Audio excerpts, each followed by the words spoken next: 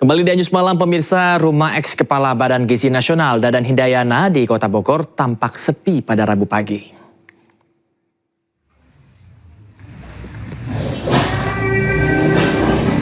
Inilah suasana kediaman Dadan Hindayana di Kelurahan Kedung Badak, Kecamatan Tanah Sereal, Kota Bandung, Jawa Barat. Maksud kami Kota Bogor, Jawa Barat pemirsa. Rumah 2 lantai tersebut nampak dalam kondisi tertutup dan tidak ada aktivitas.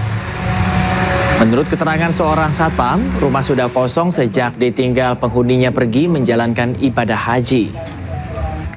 Namun sehari-hari Dadan pulang ke rumah tersebut usai beraktivitas. Sementara itu menurut sang satpam, sejak pagi juga tidak ada petugas Kejagung yang melakukan penggeledahan di rumah tersebut.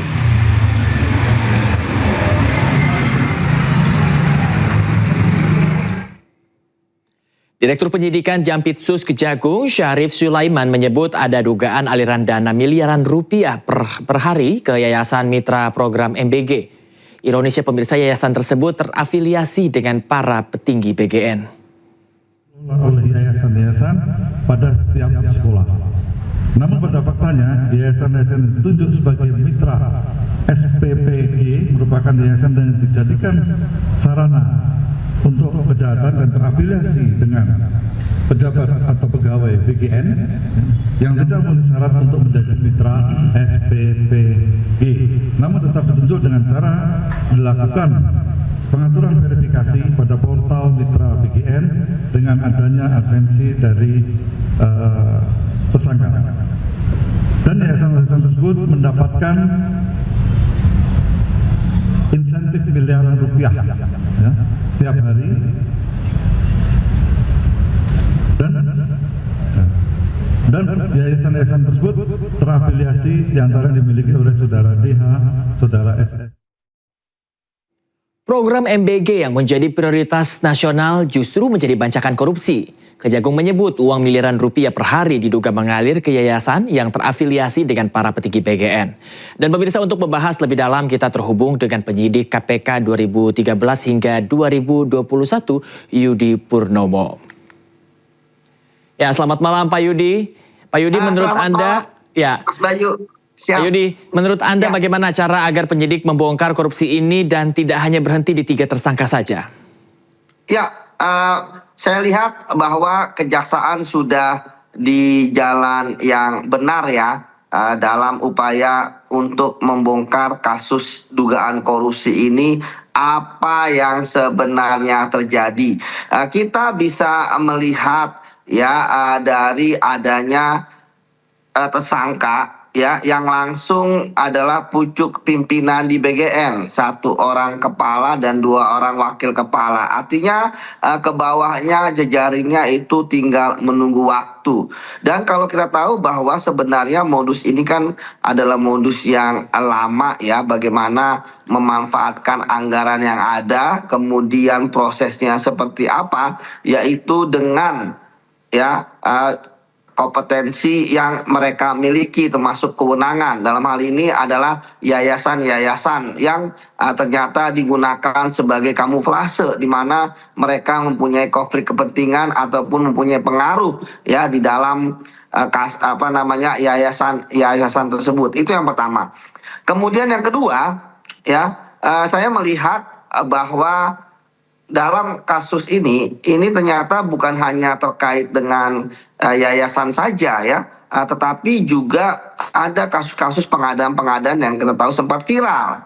Dan kejaksaan pun juga kemudian mengendus ada 4 ya dugaan dalam pengadaan barang jasa kasus korupsi, yang mulai dari adanya motor listrik, pengadaan sepatu, pengadaan tablet, dan juga pengadaan TV. Jadi bagi saya ini baru permulaan, tapi sudah banyak yang jaksa dapatkan yang di dalam proses penyidikan ini, termasuk sudah melakukan penahanan. Artinya Mas, ya tinggal menunggu waktu saja bagaimana kasus ini akan berkembang. Begitu Mas Bayu. Ya, artinya kasus ini berpeluang untuk menjadi lebih besar lagi karena tadi kan ada sebuah afiliasi yang menyangkut kepada kepala-kepala BGN, begitu ya? Betul Mas, karena tentu ini menarik bahwa seharusnya kan yayasan-yayasan tersebut kan pertama itu bebas dari kepentingan dari kepentingan dari para orang-orang yang bekerja di BGM, baik itu pucuk pimpinan maupun pegawai, itu yang pertama. Kemudian yang kedua kan sebenarnya sudah ada portal ya, sudah ada semacam sistem ya, bahwa syarat-syarat untuk menjadi yayasan mitra bagi SPPG itu seperti apa saja, tetapi ternyata malah digunakan secara eh, tidak sesuai prosedur ya, bahwa ternyata karena ada atensi dari pimpinan, yaitu 3 orang tersangka ini yang tentu masing-masing mempunyai wilayah, jangan-jangan gitu ya. Sehingga kemudian ketika tidak memenuhi syarat tetap kemudian kedepankan untuk bisa lolos, karena memang tadi aliran dananya kan begitu banyak ya, menggiurkan ya bagi para yayasan-yayasan tersebut. Seperti itu Mas Bayu. Ya, ini kan ironisnya juga bahkan ini adalah program prioritas begitu kita bisa bilang ya untuk Pak Prabowo bahkan. Dan juga ini ada sangkut pautnya dengan anak-anak begitu. Lalu seperti apa menurut Mas Yudi sendiri ke depannya program ini akan dibawa begitu?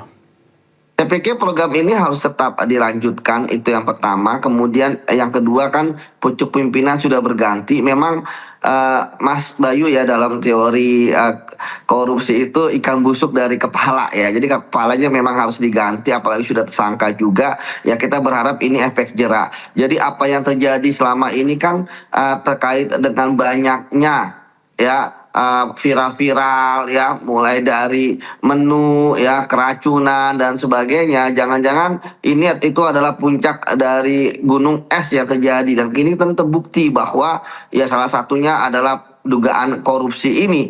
Ya bisa jadi akhirnya kemudian jadi serampangan untuk menyediakan gizi bagi anak-anak kita, seperti itu, karena memang mereka sudah menyetor misalnya, ataupun mereka juga sudah membayar lebih daripada yang seharusnya. Jadi bukan mereka adalah memikirkan bagaimana kembali modal sebanyak-banyaknya. Nah, kedepannya tentu berharap dengan pimpinan yang baru, 1 orang sebenarnya lama ya jadi kepala, tapi setidaknya kita lihat artinya dia tidak terlibat ya. Kemudian ada 2 baru, 1 dari BPKP, artinya kita berharap bahwa ini adalah upaya untuk bersih-bersih dan sebagainya, karena dalam proses tata kelola yang buruk, yang dihasilkan produknya pasti buruk, seperti itu Mas.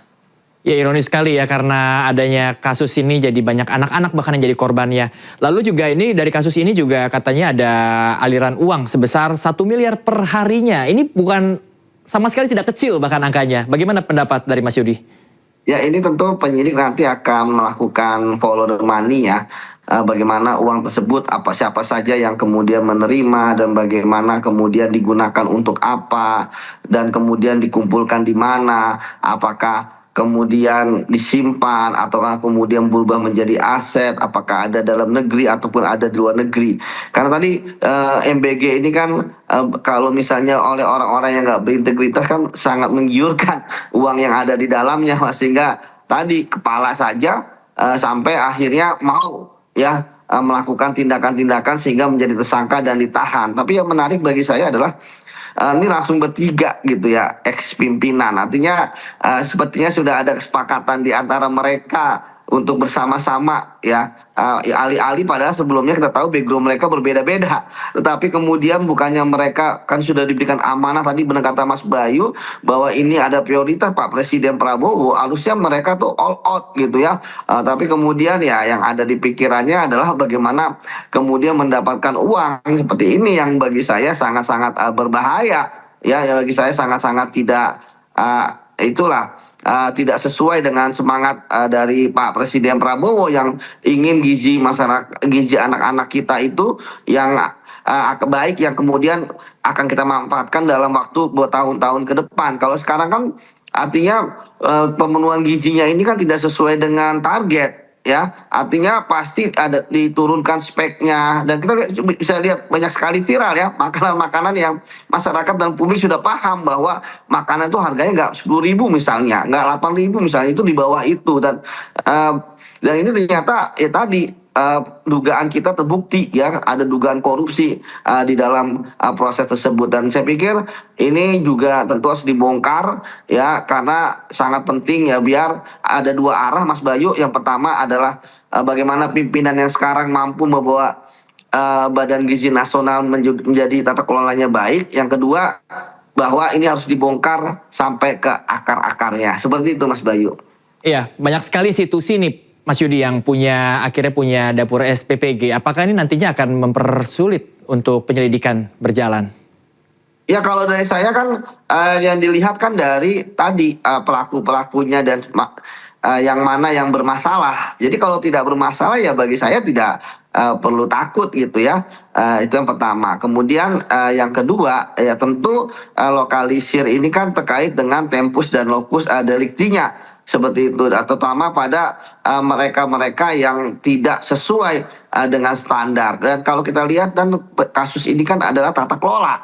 Nah, artinya dari situ bisa kita lihat bahwa proses penemuan bukti-bukti, penguatan bukti-bukti pasti terhadap yang bermasalah. Kalau tidak bermasalah ya tentu tidak akan jadi masalah. Seperti itu Mas Bayu. Ya, kita rasa perlu sekali mengusut dari kepala, kalau tadi kata Mas Yudi dari kepala sampai ekor-ekornya mungkin ya, agar nantinya program ini bisa maksimal dan tentunya manfaatnya bisa dirasakan oleh anak-anak kita untuk masa depan. Terima kasih banyak Mas Yudi Purnomo, penyidik KPK 2013 hingga 2021 telah berdialog bersama kami. Terima kasih Mas, dan selamat beraktivitas kembali.